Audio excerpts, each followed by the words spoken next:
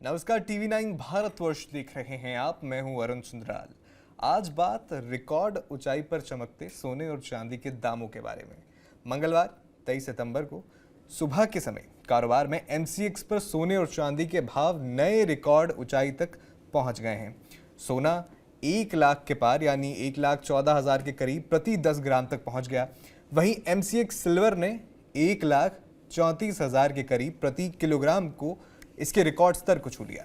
इस उछाल ने निवेशकों में हलचल मचा दी है। सवाल ये उठ रहा है कि क्या साल के अंत तक सोना 1.5 लाख पार कर सकता है। इस चर्चा के लिए हमारे साथ आज स्टूडियो में मौजूद हैं सुमित गर्ग जी, जो कि संस्थापक हैं Delhi diamonds and house of rigs के। बहुत बहुत स्वागत है आपका टीवी 9 पर। Thank you Arun, thank you for having me here. ये जो सोने के प्राइजेस लगातार बढ़ रहे हैं, निवेशकों या जो आम जो लोग हैं वो खरीदते हैं सोना, उनमें बड़ी टेंशन है कि लगातार जैसे ट्रेंड आ रहा है कि अचानक से बढ़ रहे हैं इनके प्राइजेस। खासकर अगर मैं गोल्ड की बात करूं तो आपको क्या लगता है कि ये इस साल के अंत तक 1.5 लाख का आंकड़ा पार करेंगे? देखिए, मैं ऐसा बहुत दावे के साथ तो नहीं कह सकता कि 1.5 लाख का आंकड़ा पार करेंगे, लेकिन पिछले 6 महीने की अगर हम गति देखते हैं या लगभग 1 साल की गति हम देखते हैं, जब से हमने ट्रंप के टैरिफ वॉर्स का एक दौर शुरू हुआ था, वहाँ से लेकर और अब तक सोना लगभग आप समझिए 70-75 हज़ार के भावों पे था, और वहाँ से बढ़ते बढ़ते बढ़ते बढ़ते सोना आज 1,14,000 एमसीएक्स पे आप बता रहे हैं। उसमें आप जब फिजिकल भाव देखेंगे तो वो 1,18,000 1,19,000 के आसपास ट्रेड कर रहा है फिजिकल मार्केट में। तो अनुमान लगाना इस समय बहुत मुश्किल है, बट हाँ, पिछले 6 महीने की हिस्ट्री को देखते हुए हम बहुत यकीन से ये बात कह सकते हैं कि सोना ज़रूर 1.5 लाख के भाव को बहुत जल्द छू जाएगा। तो आपको ऐसा क्यों लगता है, मतलब ये जो कारण है, क्या कारण है कि अचानक से हम देख रहे हैं कि एकदम से उछाल आ रहा है? किसी को समझ नहीं आ रहा है कि सोना अभी कुछ दिनों पहले तक 1 लाख के करीब आया था, वो रिकॉर्ड हाई था, अब फिर से ये नया रिकॉर्ड बन रहा है। हर रोज नए रिकॉर्ड बन रहे हैं, तो क्या कारण देख रहे हैं उसका? देखिए, जब भी पूरे वर्ल्ड में कहीं पे भी अस्थिरता होती है, अनसर्टेनिटीज़ होती हैं, जियोपॉलिटिकल टेंशन्स इतनी हो रही हैं, रोज़ रोज़ कहीं ना कहीं पे कोई वॉर हो जाती है या कहीं पे कुछ मिसाइल्स गिर रही होती हैं, इस तरह की जब चीज़ें हम देख रहे होते हैं तो लोग एक ऐसा सेफ हेवन ढूंढते हैं अपने इन्वेस्टमेंट्स के लिए। वहाँ पे उनको क्रिप्टो भी नहीं समझ में आता, वहाँ पे उनको शेयर मार्केट स्टॉक्स भी नहीं समझ में आते, और उनके पैसे जो एफडीज में होते हैं वहाँ पे भी वो अनसिक्योरिटी फील करते हैं, क्योंकि कहीं ना कहीं हर चीज़ पैसा घूम फिर के निवेश जो होता है वो स्टॉक्स में होता है। तो जब अनसर्टेनिटीज़ होती हैं तो वहाँ पे स्टॉक्स जो होते हैं बड़े वॉलेटाइल हो जाते हैं। तो ऐसी स्थिति में सोना जो है ना, वो टेंजिबल एसेट है जिसको आप छू सकते हैं, अपने पास रख सकते हैं और कभी भी लिक्विड कर सकते हैं, इसलिए उसको पूरे वर्ल्ड में एक सेफ हेवन माना जाता है। इसके साथ मैं एक अटैचमेंट आपको बताता हूँ। आप देखिए, पूरे वर्ल्ड पे एक ही करेंसी का डोमिनेंस रहा है हमेशा, वो है डॉलर। और पिछले कुछ समय से हम देख रहे हैं चाइना, इंडिया और बहुत सारी साउथ एशियन कंट्रीज और एशियन कंट्रीज अपने गोल्ड रिजर्व्स को बढ़ा रही हैं। उनके पीछे भी यही रीज़न है कि पूरे वर्ल्ड की अनसर्टेनिटीज़ को देखते हुए गोल्ड के रिजर्व्स वो उनके लिए भी एक सेफ हेवन है। तो जब एक मतलब वर्ल्ड की बेस्ट कंट्रीज, वर्ल्ड के सेंट्रल बैंक्स जो हैं वो अपने गोल्ड रिजर्व्स बढ़ा रहे हैं, तो हम उसको ऑर्नामेंट्स की तरह क्यों देख रहे हैं? एज एन इन्वेस्टर हमें भी उसको इन्वेस्टमेंट की तरह, एक सेफ हेवन की तरफ देखना चाहिए। और हर बढ़ते भाव पे मैं आपको ये बताना चाहता हूँ, हर बढ़ते भाव पे एक आम इंसान को ये लगता है कि अभी सोना बहुत तेज है, अभी चांदी बहुत तेज है, अभी हमें थोड़ा वेट करना चाहिए। बट मैं उनको ये समझाना चाहता हूँ, हर बढ़ते भाव पे भी आप खरीदिए, क्योंकि जितने भी चंक्स में आप खरीदते जाएंगे वो चंक्स आपके लिए अगले 1 महीने बाद ही आपको लगेगा कि ये तो मैंने सस्ता ले लिया था। हर भाव जो है वो आपके लिए, सोना जो है उस हर भाव में सस्ता है। बिल्कुल, ये टाइमिंग पे भी मैं आना चाह रहा था कि देखिए, आपने जिस तरह से बताया किस तरह की एक मानसिकता होती है खरीदने वालों की कि अभी बहुत महंगा है, तो हो सकता है, उम्मीद जताते हैं कि शायद कुछ दिनों में सस्ता हो जाए। तो आप गिरावट देख रहे हैं नियर फ्यूचर? हमने बात की कि शायद साल के अंत में जो अनुमान जताए जा रहे हैं वो 1.5 लाख तक भी क्रॉस कर सकता है। हालांकि कोई वो पुख्ता तौर पर नहीं कहा जा सकता, लेकिन जिस तरह से वॉलेटिलिटी हम देख रहे हैं देश भर में, दुनिया भर में, तो उस वजह से ये कयास लगाए जा रहे हैं। तो क्या गिरावट की भी संभावना देख रहे हैं आप? देखिए, गिरावट की संभावना के चलते चलते ही कुछ लोग फिर फोमो में रह जाते हैं, उनको मिस आउट कर जाते हैं वो उस रैली को जो हमें पकड़नी चाहिए। इसलिए मैं अपने मैं हमेशा ये एडवाइस करता हूँ कि आपको जो भी क्वांटिटी में इन्वेस्टमेंट करनी है आप उसको ब्रेक कर लीजिए 4 चंक्स में। उसमें से 25% आप आज इन्वेस्ट कर दीजिए। अगर आपको कुछ भी गिरावट मिलती है तो उसके बाद आप अगेन 25% इन्वेस्ट कीजिए। अगर बढ़ गया तो आप 25 कर दीजिए। इस तरह से आपकी एवरेज आउट होके आपके पास जो भी आपके इन्वेस्टमेंट पोर्टफोलियो बनता है वो बहुत ही शानदार पोर्टफोलियो बन जाता है, और आप कोई भी रैली को मिस नहीं करते। लेकिन भारत एक ऐसा देश है ना जहाँ पर आप सोने को एज एन इन्वेस्टमेंट नहीं लेते हैं जी। अभी त्योहारों का समय है, अभी शादियों का सीजन शुरू हो जाएगा, तब भी लोग जो है लगातार खरीदारी शुरू कर देंगे। जी जी जी। तो अभी उनके लिए आप क्या सलाह देंगे, जो भी खरीदार है, गृहिणियां हैं जो खासतौर पर सोने के भाव रोज चेक करती हैं, जी जी, उनको क्या सलाह देना चाहेंगे कि शादी के सीजन तक इंतजार करेंगे या फिर तो अभी जितना रेट चल रहा है खरीद लीजिए? क्या किसमें समझदारी है? दिल्ली डायमंड्स और हाउस ऑफ रिंग्स में हम 3 शोरूम रिटेल के चला रहे हैं, तो हम हर रोज इसी तरह के कस्टमर्स के साथ डील करते हैं जो जिनके मन में यही दुविधा रहती है। उनके लिए मेरी सलाह ये है कि आप जब आप ज्वेलरी ले रहे हैं तब आप कभी मत सोचो कि भाव क्या है। अगर आप उस इन्वेस्टमेंट के पॉइंट ऑफ व्यू से हम जब नफ़ा नुकसान सोचते हैं तब भाव को सोचना सही है, लेकिन जब हम अपने घर के लिए, अपने प्रयोग के लिए ज्वेलरी लेने जाते हैं तब हमें उसको फटाफट ले लेना चाहिए, क्योंकि आपने बहुत मन बना के एक अपना टिकट साइज बना के आप घर से निकलते हैं कि आज मुझे इतने पैसे खर्च करके ये सामान लेना है। आप अगर उसमें ये अनुमान लगाएंगे कि कब कम होगा तब हम जाएंगे, वो रह ही जाएंगे। तो हाँ, इसमें ये है कि आगे फेस्टिवल सीजन है, वेडिंग सीजन है, उसकी वजह से डिमांड बढ़ेगी तो थोड़ा सा इंडिया के रेट्स भी बढ़ते हैं। Although gold is controlled by international movements, but still India की डिमांड मेजर कंट्रीब्यूशन है पूरे वर्ल्ड की गोल्ड डिमांड्स का, तो इंडिया के सीजन्स की वजह से डिमांड कम ज़्यादा होती है। बट स्टिल आप कोई वेट मत कीजिए, जब भी आपको जो भी लेना है आप लेते जाइए। नवंबर की शादियों के लिए भी मेरा कहना उनको ये है कि आप आज ही वो सोना अपना खरीद लीजिए जो आपको नवंबर में खरीदना है। बिल्कुल। और हमने अभी बात की, अभी देखा कुछ ही समय पहले सरकार की ओर से GST 2.0 रिफॉर्म्स लाए गए, जिसकी वजह से काफ़ी सारी जो चीज़ें हैं वो रोज़मर्रा के सामान सस्ते हो गए, सिर्फ 2 स्लैब्स रखी गई है, 5 और 18%। क्या गोल्ड के प्राइजेस पर कोई असर देख रहे हैं आप GST? नहीं, देखिए गोल्ड पर और सिल्वर पर GST पहले ही 3% था, तो ऑलरेडी हम एक लोवेस्ट स्लैब में ही आते हैं। इसके बाद हमें कोई एक्सपेक्टेशन थी भी नहीं कि हम इसके कम GST में जाएंगे, तो गोल्ड का और सिल्वर के रेट्स पे GST का कोई इम्पैक्ट नहीं पड़ा है। जब भी पड़ता है गोल्ड का, जैसे 6-8 महीने पहले गवर्नमेंट ने इंपोर्ट ड्यूटीज़ 15% से 6% कर दी थी गोल्ड पे, तो वहाँ पे हमने 10,000 तक की एक रिकवरी देखी थी गोल्ड पे। जब 95,000 के रेट्स चल रहे थे तो सडनली वो एक ही दिन में 85,000 आ गए थे। तो वहाँ पे गवर्नमेंट ने एक बहुत बड़ा रिलीफ इंडियन कंज्यूमर्स को दिया था। जो लोग बाहर जाके सोचते थे कि दुबई का सोना सस्ता है, क्योंकि उस टाइम पे 15% का गैप था जो अब घट के 6% का ही रह गया है, तो वहाँ पे गवर्नमेंट ने हमें बहुत बड़ा रिलीफ एक दे दिया था। अब आज उन्होंने GST के रिफॉर्म्स में ज्वेलरी सेक्टर को कोई रिलीफ नहीं दिया है। अच्छा, गोल्ड की आपने बात की कि भाई बहुत जब एक स्टेबल कुछ चाहिए होता है दुनिया भर के देशों में, तो वो गोल्ड जो है स्टोर करना स्टार्ट कर देते हैं, लेकिन चांदी का क्या सीन है? चांदी इतने भाव पे क्यों चल रहा है? देखिए, गोल्ड जैसे सेफ हेवन है, वैसे ही चांदी जो है उसका इंडस्ट्रियल यूज बहुत बढ़ गया है। जैसे सेमीकंडक्टर्स में यूज हो रहा है, सोलर्स में यूज हो रहा है और बैटरीज में बहुत यूज हो रहा है। इस तरह की तमाम इंडस्ट्रीज और हैं जहाँ पे सिल्वर जो है एक मटेरियल इंडस्ट्रियल कंपोनेंट की तरह यूज हो रहा है। सेकेंडली क्या हो रहा है, जब गोल्ड के रेट्स इतने बढ़ रहे हैं तो जो सिल्वर की ज्वेलरी है उसकी डिमांड बहुत बढ़ गई है। There are multiple brands which are mushrooming now which are dealing only in silver jewellery, या वो बहुत फाइन क्राफ्ट करके बना रहे हैं, उस पर कुछ पॉलिश कर देते हैं, लेयरिंग ऑफ सम मेटल्स कर देते हैं जिससे वो काला भी नहीं होता। तो हर तरीके से सिल्वर की डिमांड इतनी बढ़ती जा रही है। और सेकेंडली आप देखिए, गोल्ड तो पिछले 10-15 साल से लगातार बढ़ रहा है। सिल्वर 2011 में इंडियन करेंसी में 75,000 के भाव पे थी, जिस समय डॉलर शायद 50 रुपीज़ के आसपास था। आज डॉलर 50 से 90 हो गया, यानी कि सिल्वर का भाव लगभग डबल हो जाना चाहिए था। तो 70,000 से 1.5 लाख तो वैसे ही बनता है, उसके अलावा सिल्वर की अपनी इन्फ्लेशन होनी चाहिए थी, तो सिल्वर का भाव 2 लाख, 2 लाख, 2.25 लाख के आसपास तो वैसे ही बनता है जिस स्पीड से गोल्ड बढ़ा है। तो सिल्वर बहुत दिन से ड्यू थी तेज होना, सिल्वर का इंडस्ट्रियल यूज बढ़ गया है, और सिल्वर में हमने पिछले 6 महीने में गोल्ड से ज़्यादा रिकवरी देखी है। तो इन माय ओपिनियन अभी भी सिल्वर बहुत ही लुक्रेटिव है। मैं बहुत बुलिश हूँ सिल्वर के लिए, इवन बेटर देन गोल्ड। अच्छा, लेकिन मैं बार बार उसी पे आऊँगा कि हर किसी को इसी का इंतज़ार है कि आखिर थोड़ी सी तो राहत मिले, क्योंकि वो आम आदमी एक विंडो देखता है। आप इन्वेस्टर की बात तो छोड़िए, आम आदमी एक देखता है विंडो कि भाई अभी इतना है। अगर रोज जो लोग चेक कर रहे हैं वो रोज प्राइसेस देखते हैं कि अभी थोड़ा सा कम हुआ, तो शायद उम्मीद है कि थोड़ा सा कम हो जाए। मैं तो आपको इस बात को तुरंत काटना चाहूँगा, क्योंकि मंगलवार की आपने ये शो ओपन करते हुए बोला कि मंगलवार की सुबह 1,34,000 पे सिल्वर ट्रेड कर रही थी। अभी हम शो में बैठे हैं, सिल्वर 1,35,500 पे ट्रेड कर रही है। मतलब हर लम्हा जो है वो सिल्वर और गोल्ड पल पल बढ़ रही हैं।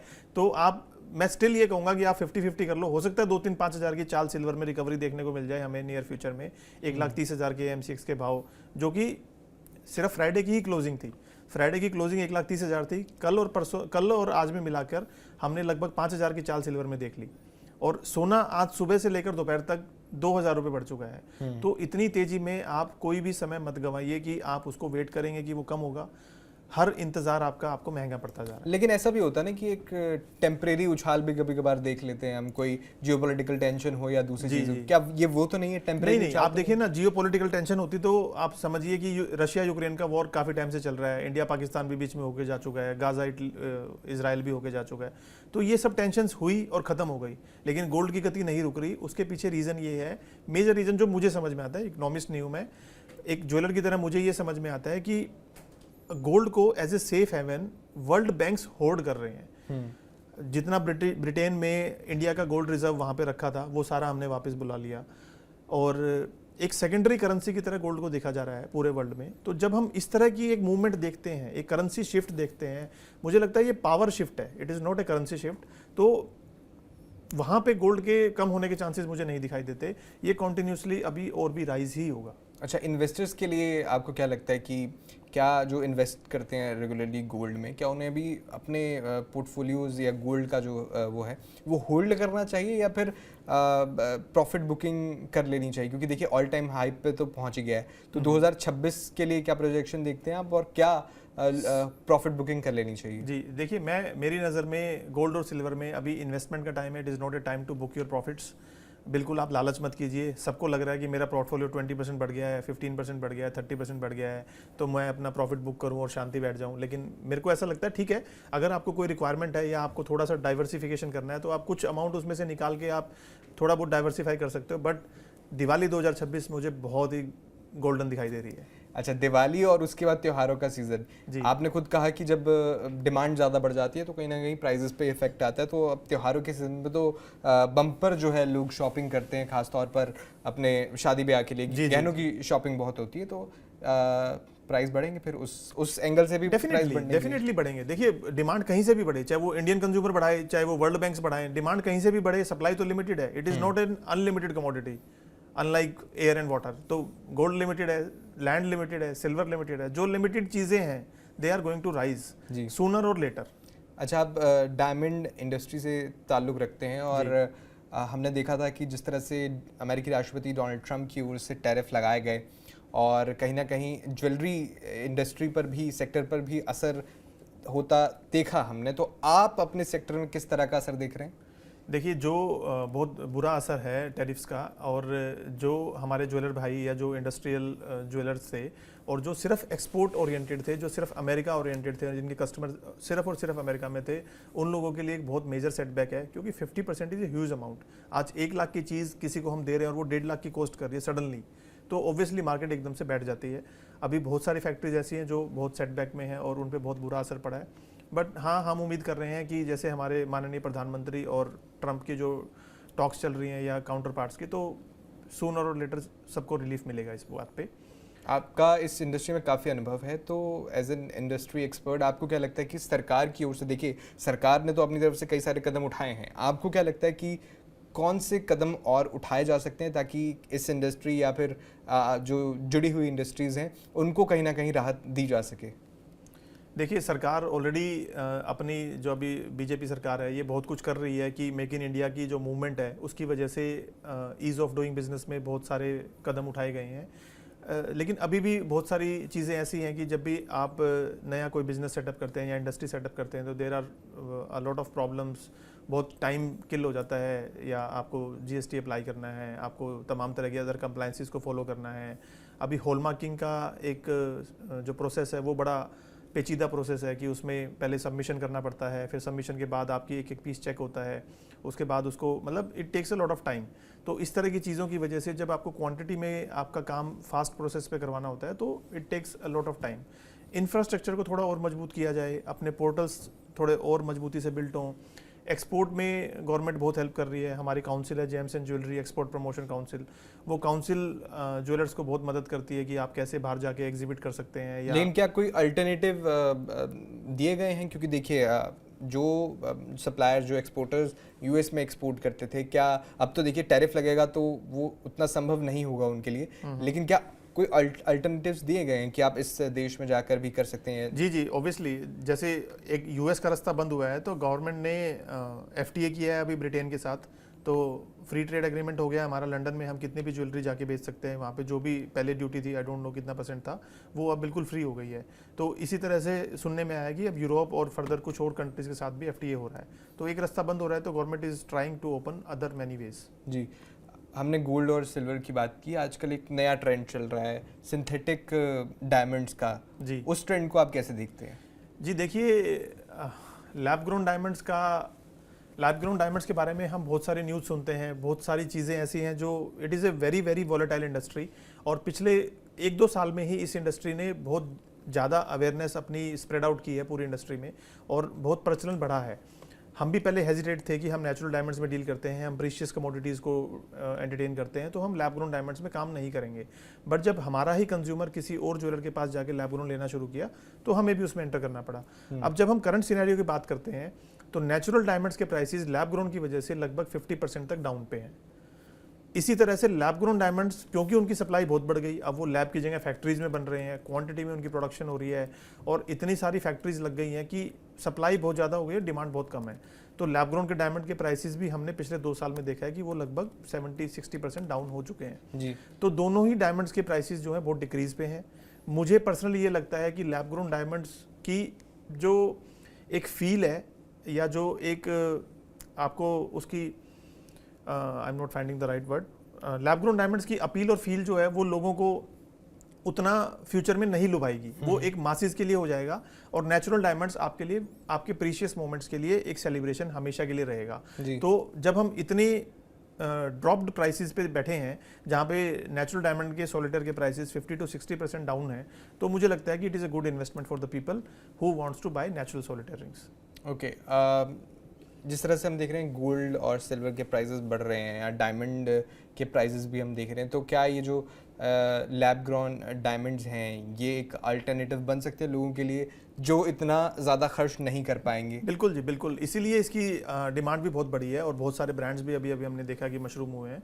वो इसीलिए हुए हैं कि जो लोग डायमंड की चमक को चाहते थे बट अफोर्ड नहीं कर पा रहे थे, उन सब लोगों के लिए ये एक अफोर्डेबल लग्जरी की तरह काम कर रही है। मतलब लोग जिसको 2 कैरेट के 5 कैरेट के सॉलिटेयर्स की इच्छा थी पहनने की, आज एक 5 कैरेट का सॉलिटेयर अगर हम अच्छी कलर क्वालिटी में देखते हैं तो it will cost you around 1 crore rupees, और वही डायमंड अगर आप लैब ग्रोन्स में देखते हैं तो आपको 2 लाख रुपए का आ जाएगा। तो there is a huge difference between the cost of both the pieces. जी बिल्कुल। अब थोड़ी सी प्रिडिक्शन चाहूँगा, हालांकि ये जिस तरह से वॉलीटैलिटी चल रही है, प्रिडिक्ट करना तो बहुत मुश्किल है। मैंने एक अनुमान के तौर पर बताया था कि शायद साल के जो अंत में 1.5 लाख सोने की कीमत हम देख सकते हैं, MCX हो या फिर जो आम खरीदार खरीद रहे हैं विद GST और बाकी मेकिंग चार्जेस। जी, तो आपको क्या लगता है साल के अंत तक आप सोने के कितने दाम देख रहे हैं, कि सोने और चांदी की अगर दोनों की बात 1.5 लाख तो मुझे लगता है कि थोड़ा सा अनअचीवेबल टारगेट है गोल्ड के लिए। अभी जो हम देख रहे हैं फिजिकल मार्केट में या MCX पे 1,14,000 के भाव, तो मुझे लगता है दिवाली तक 1,22,000-23,000 तक हम पहुंच जाएंगे, और हो सकता है अगली दिवाली पे हम लोग 1.5 लाख भी देखें। और अगर सिल्वर की बात करें तो सिल्वर इस दिवाली पे हमें 1.5 लाख दिखनी चाहिए ज़रूर। अभी ऑलरेडी हम 1,35,000 के MCX के रेट्स पे हैं, इसमें आप GST ऐड करेंगे तो 1,40,000 का भाव तो आ ही गया है। तो दिवाली में भी एक्चुअली अब ज़्यादा टाइम नहीं है, only around Diwali just around, तो definitely we can see 1.5 lakh of prices in silver. जी अच्छा, इस पे एक सवाल बड़ा अहम हो जाता है, गोल्ड एज एन इन्वेस्टमेंट। आपने भी जिक्र किया कि अब जो है इन्वेस्टमेंट के तौर पर गोल्ड को देखा जाना चाहिए, लेकिन क्या बेहतर ऑप्शन क्या होगा? क्योंकि हमने देखा है बहुत सारे ऑप्शंस आ गए हैं गोल्ड में, फिजिकल गोल्ड तो है ही, इसके अलावा ETF या और कुछ भी सॉवरेन गोल्ड बॉन्ड्स भी हैं, बिल्कुल गोल्ड खरीदते, कॉइन्स भी हैं। बेस्ट या सबसे सेफ ऑप्शन आप किसे देखते हैं? देखिए, मुझे लगता है कि जब आप लुक एंड फील की बात करते हैं तो आप ऑनलाइन तो आप स्टॉक मार्केट में इन्वेस्ट कर ही रहे हैं ना। गोल्ड को जब आप छू के देखते हैं, आपके घर पे लाते हैं, तो आपको थोड़ा सा ज़्यादा लुत्फ आता है। तो मेरी प्रेफरेंस तो, और बीइंग ए ज्वेलर ऑल्सो, मेरी प्रेफरेंस हमेशा ही फिजिकल गोल्ड रहा है। आप MMTC के गोल्ड के कॉइन खरीदिए, वो हमेशा आपको प्योरेस्ट फॉर्म में मिलेंगे, और उनके ऑथोराइज डीलर्स के पास जाइए और वहाँ से खरीदिए। अच्छा, तो जिस तरह से दर्शक हमें देख रहे होंगे, इनमें से बहुत सारे इन्वेस्टर्स होंगे और बहुत सारे ऐसे लोग होंगे जो अपने शादी ब्याह या दूसरे कामों के लिए गोल्ड खरीदते हैं। दोनों के लिए आप क्या संदेश देना चाहेंगे, इन्वेस्टर्स और जो आम खरीदारी करते हैं सोने की त्योहारी सीजन में खास तौर पर? एक ही सलाह है, और वो हमेशा के लिए कि सोना हर भाव में सस्ता है, जब आपका दिल करे, जब आपको ज़रूरत हो, जब आपका ओकेज़न हो, कोई सेलिब्रेशन है, एनिवर्सरी है, बच्चे का बर्थडे है, आप उसको आईफोन देने की जगह पे गोल्ड का एक 10 ग्राम का सिक्का दीजिए। वो अगले साल तक आपका 1.5 ज़रूर हो जाएगा और हो सकता है कुछ साल में डबल भी हो जाए। तो सोना एक ऐसी चीज़ है जिसको आप अपने लाइफ का एक हिस्सा बना लीजिए कि आपको हर महीने एक SIP छोटी सी 20,000 की, 30,000 की, 10,000 की, आप 1 ग्राम 2 ग्राम का कोई भी कॉइन अपने घर में लाते रहिए। जब आप सोवरन गोल्ड बॉन्ड्स में भी इन्वेस्ट कर सकते हैं, वहाँ पे आपको GST की भी सेविंग होती है और उस पर ETFs में भी आप इन्वेस्ट कर सकते हैं। तो किसी भी फॉर्म में आप गोल्ड को अपनी लाइफ का हिस्सा बनाएं, सिल्वर को भी अपनी लाइफ का हिस्सा बनाएं। सिल्वर थोड़ा स्टोर करने में और इन्वेस्टमेंट करने में प्रॉब्लमेटिक है क्योंकि वो भारी होती है, फैलावट की चीज़ है। तो आप सिल्वर में ETFs में इन्वेस्ट कर सकते हैं। There are multiple ETFs available in silver. तो सिल्वर में आप ऑनलाइन इन्वेस्ट कीजिए और गोल्ड में आप फिजिकल इन्वेस्ट कीजिए। अच्छा, फिजिकल गोल्ड में एक सवाल हमेशा रहता है कि देखिए MCX के रेट तो ठीक हैं, लेकिन जब हम फिजिकल गोल्ड खरीदते हैं तो उसमें एक सवाल ये आता है कि उसमें मेकिंग चार्जेस और GST भी जुड़ जाता है। तो क्या वो एज एन इन्वेस्टमेंट हमें थोड़ा सा नुकसान पहुंचाता है? क्योंकि देखिए जब आप उसको बेचने जाएंगे तो उसमें तो मेकिंग चार्जेस तो उसमें ऐड नहीं होंगे, जो बिल्कुल जो आपके प्राइजेस हैं उसी प्राइजेस पे आप होगा। तो क्या ये देखिए दिल्ली ना बड़ी कॉम्पिटिटिव मार्केट है और पिछले कुछ समय से हम देख रहे हैं कि दिल्ली में प्राइस वॉर चल रही है ज्वेलर्स के बीच में और उसकी वजह से मेकिंग चार्जेस बहुत कम हो गए हैं। अब आपको इन्वेस्टमेंट करना है, मान लो 10 लाख रुपए का और आपने 100 ग्राम गोल्ड के करीब आपका गोल्ड आएगा, वो आपने ले लिया और उसको आपने लॉकर में रख दिया। उसके जगह पे अगर आप बीवी के लिए 2 हार ले लेंगे और आपने 5%, 8% कुछ मेकिंग चार्जेस दे भी दिए तो आपके दोनों काम हो रहे हैं ना, आपकी इन्वेस्टमेंट भी हो रही है और बीवी भी खुश हो रही है। चलिए, बहुत बहुत शुक्रिया, आपने हमारे व्यूअर्स के लिए बहुत अच्छी जानकारी दी। कोई लास्ट संदेश आप एक बार फिर से देना चाहें हमारे दर्शक जितने भी आप कुछ सुन रहे हैं, देख रहे हैं, खास तौर पर त्योहारी सीजन है, बम्पर गोल्ड जो है लोग खरीदने वाले हैं, क्या बोलेंगे आप? देखिए गोल्ड और सिल्वर के किसी भी पीक को आप पीक मत समझिए। सबसे बड़ी सलाह तो यही है, आप हर भाव में सोना और चांदी खरीदते रहिए। सेकेंडली सीज़न है वेडिंग का और फेस्टिवल्स का, तो हर ज्वेलर कोई ना कोई ऑफर और तोहफा लेके आपके पास आया है, तो ज़रूर जाएं, मन से शॉपिंग करें, खूब करें। किसी भी भाव में ये मत सोचिए कि अब तो थोड़ा कम आएगा तब हम देखेंगे। तो सोना हमेशा खरीदते रहिए। बिल्कुल, आपने सुना किस तरह से सुमित गर्ग जी ने बताया कि पीक को पीक मत समझिए क्योंकि पल पल जो है रेट बदलता रहता है। तो बहुत बहुत शुक्रिया आपका TV9 के साथ जुड़ने के लिए, हमारे दर्शकों के साथ इतनी वैल्यूएबल इन्फॉर्मेशन शेयर करने के लिए। Thank you so much. बाकी आप देखते रहिए TV9 भारतवर्ष।